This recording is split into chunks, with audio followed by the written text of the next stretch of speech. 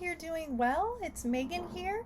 We are in the Old Testament still. We are in chapter 8 of our curriculum. We're still in the book of Genesis.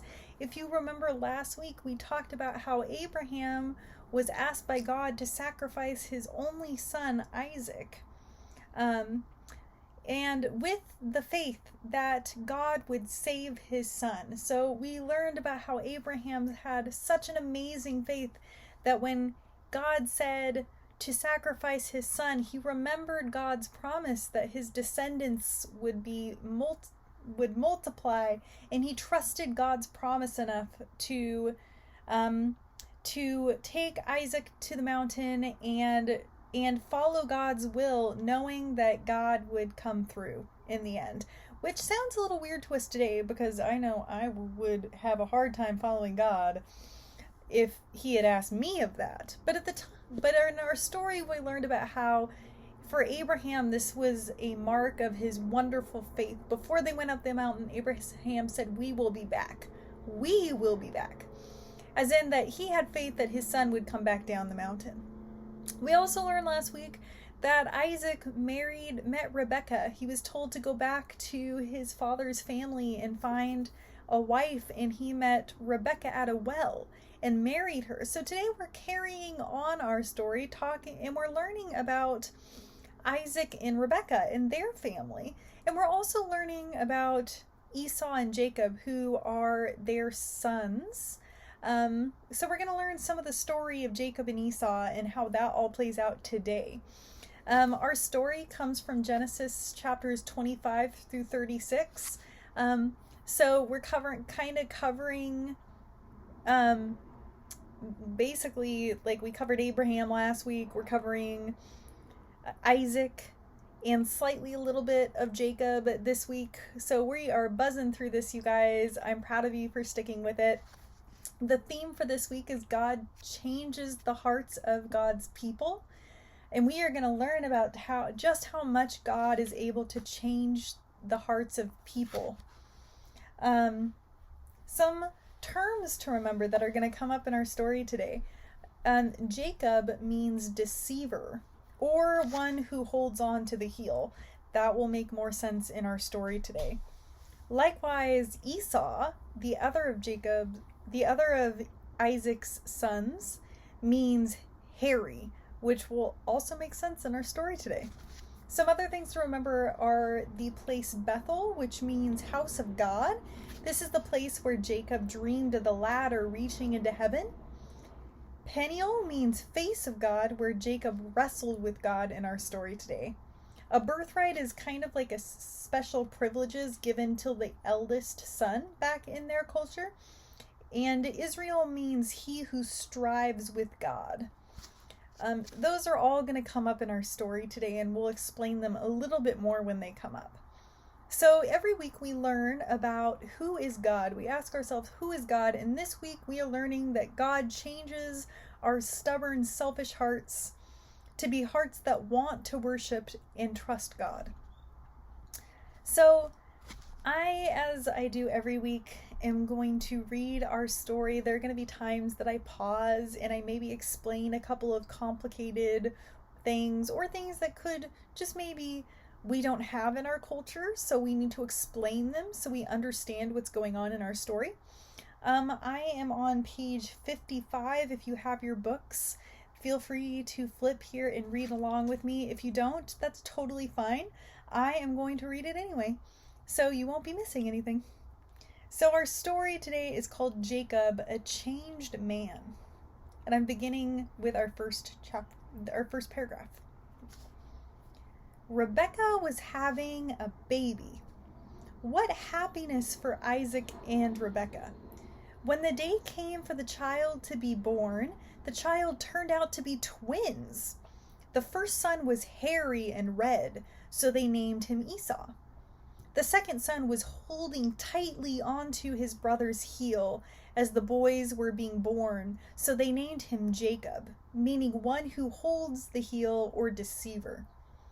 From the beginning, the boys had trouble getting along with each other. One day after the boys had grown up, Esau came back from the fields hot and tired. he saw the tasty stew that Jacob was cooking. "Give me some of that stew, or I will die," Esau said. "I will give you stew if you sell me your birthright," Jacob replied. Filling his stomach with food was more important to Esau than the special covenant rights and privileges of the birthright. So he sold his birthright to his brother.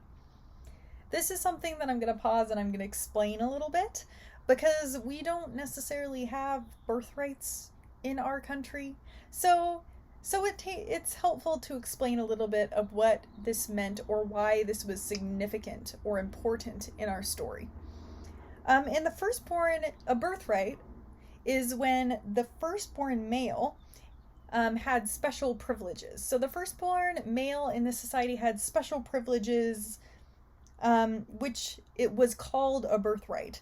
And some of these privileges were like a double portion of the estate or his father's land. So what they would do is if a man had 2 sons, he would divide his land into 3 parts, and the eldest son would get 2 of those parts, and the youngest son would get the one smaller part. So the eldest son normally got like a double portion of the land, and the eldest son got the father's blessing, which is separate from the birthright. So in this moment, Esau's like, "I'm super hungry, and honestly, food is more important than my birthright. So I'm going to give my birthright for a bowl of stew," is what happened. So Esau didn't necessarily value his birthright, maybe like we possibly feel like he should have. And he was willing to give up leadership of the family for a bowl of stew. Traditionally, the eldest son had leadership in the family. So all of this was given to Jacob in exchange for a bowl of stew. A little crazy, right? So we see in this moment that Jacob is kind of tricky. I hope that helps. But I'm going to continue our story. I'll read the last line just so we can backtrack a little bit to what's happening, and then continue into our 3rd paragraph. Filling his stomach with food was more important to Esau than the special covenant rights and privileges of the birthright, so he sold his birthright to his brother. Years later, when Isaac was old and nearly blind, it was time for him to give the family blessing to his eldest son. Remember, the blessing was separate from the birthright in this instance. So even though he sold his birthright, that doesn't mean that he was still supposed to get the blessing.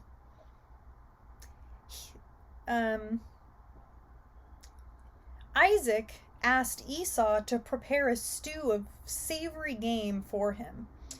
While Esau was gone, Rebekah and Jacob came up with a tricky plan so that Jacob would receive the family blessing.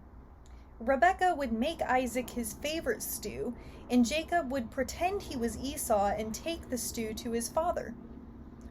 Jacob put on Esau's clothes and tied goat skins to his hands and neck so he would feel hairy like his brother.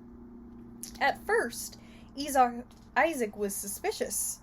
But when he smelled the odor of Esau's clothes and touched Jacob's hairy hand, he believed that Jacob was his son Esau. He gave Jacob the blessing that rightfully belonged to Esau. When Esau heard what Jacob did, he was furious and vowed to kill his brother. Rebekah pleaded with Jacob, "Flee away, go to my brother Laban's land until Esau's anger goes away." Isaac too was concerned for Jacob. "Go to your mother's family and take a wife from your uncle Laban's household." So Isaac blessed Jacob and sent him away. Along the way, Jacob stopped to rest. He put a stone under his head and fell asleep. Then Jacob had an amazing dream. He saw a ladder reaching all the way up to heaven. On the ladder, the angels of God were dancing up and down. At the very top of the ladder stood the Lord. he said, I am the God of Abraham and Isaac. I am with you and will keep you and bring you back to your land safely. I will keep all of my promises to you. When Jacob awoke, he said, surely the Lord was here, and I didn't know it. Jacob called the place Bethel, meaning house of God, and made a promise to the Lord. If God will be with me and provide for me and bring me back safely to my country, he will be my God. I'm going to stop here and point out something, mostly because it's going to be important later in our story. So in this moment, God promised to be Jacob's God and give him descendants and give him the promised land. So in this moment, God was promising a lot to Jacob. He promised to be with Jacob and bring him back to safely back to his country. Jacob's response, though, was a tentative one. Jacob said, if God kept his promises, then Jacob would trust in him as he should.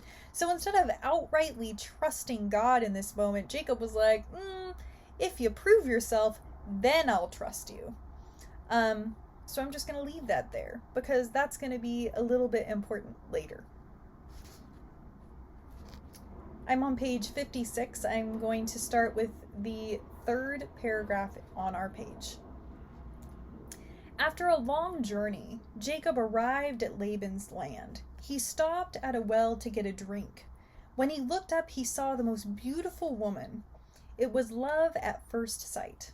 Then he learned that this young woman was his cousin Rachel. Wasn't God good? Uncle Laban was pleased to welcome Jacob. When Laban heard that Jacob wanted to marry Rachel, he made a bargain. Work for me for 7 years, and you shall have Rachel for your wife. Laban promised. But Jacob didn't know that Laban was as tricky as Jacob was. The 7 years went by quickly because Jacob loved Rachel so much. Finally, the wedding day arrived. There was a laughter and merriment and lots of food. Everything was wonderful until Jacob woke up the next morning. Tricky Laban had given him his older daughter, Leah, instead of Rachel for his wife. After Jacob exploded in anger, Laban said, work for me for another 7 years, and you shall have Rachel for your wife too. So, Jacob had 2 wives, plain Leah and beautiful Rachel. Very soon Leah, one by one, had 4 sons, Reuben, Simeon, Levi, and Judah. Rachel was jealous of her sister's children because she was not able to have children herself. Rachel gave her maidservant, Bilhah, to Jacob, and Bilhah had 2 sons, Dan and Naphtali. Now Leah was angry and gave her maidservant, Zilpah, to Jacob. Zilpah had 2 sons named Gad and Asher. Then Leah had 2 more sons, Issachar and Zebulun. Rachel became sadder and sadder because she had no children herself. Earnestly she prayed that God would give her a son. God heard Rachel's prayer, and soon Joseph was born. The Lord blessed Jacob, and he became wealthy. After 20 years of conflict between Jacob and Laban, the conflict between Jacob and Laban, became so great. Jacob knew it was time to go home, but Jacob was afraid. Would Esau still be angry? At the river Jabbok, Jacob had another encounter with the Lord. That night, a man wrestled with Jacob all night long. Jacob finally realized he was wrestling with the Lord. Let me go, pleaded Jacob, but not before you bless me. God did bless him and changed Jacob's name to Israel, meaning one who strives with God. Jacob called the place Peniel, meaning I have seen God face to face and my life was preserved. Jacob prepared to meet Esau. He gathered together goats, sheep, cows, and donkeys as a present for Esau. Jacob approached his brother afraid, but trusting the Lord. The Lord softened Esau's heart. Jacob and Esau made peace with each other, and then each went on their way. Jacob was home again, but soon 2 sad events happened. First, Rachel had another son, Benjamin, but she died in childbirth. Then old Isaac died, and his sons Jacob and Esau buried him. So that is the end of our story today. We end on kind of a sad note, but there is more to come. But I wanted to point out how at the end of this story, it says that Jacob trusted the Lord. And you can see that throughout this story, Jacob changed a lot. He went from being like, if you do all of these things, then I'll trust you, Lord, to actually trusting him. And we see Jacob going from a tricky, slightly devious person who tricked his brother and stole his blessing into a person who wrestles with God and trusts in him. So we see a lot of change in Jacob throughout this story. And that's kind of the point of our story today. When God comes into our lives, we become new people. We see that maybe Jacob didn't start out as the greatest human. He made a lot of mistakes, but throughout our story, we see that Jacob's relationship with God changed Jacob. And he went from kind of trusting God to actually trusting God by the end of our story today. So we have different hearts because now we love God, the Lord, and want to please God. So our relationship with God should transform our lives like it did for Jacob. So I want you to think about that maybe as we get through our week, like how has your relationship with God changed you maybe? Or what are the things that you want to be changed based on your relationship with God? What are the things in your life maybe that you probably think could probably be changed? I don't know what they may be, but know that our relationship with the Lord changes us, and God is totally capable of changing us. So I give that to you. I hope you enjoyed our story today. I will see you next week, and if you have questions, feel free to email me. I hope you are well, and have a great week, you guys.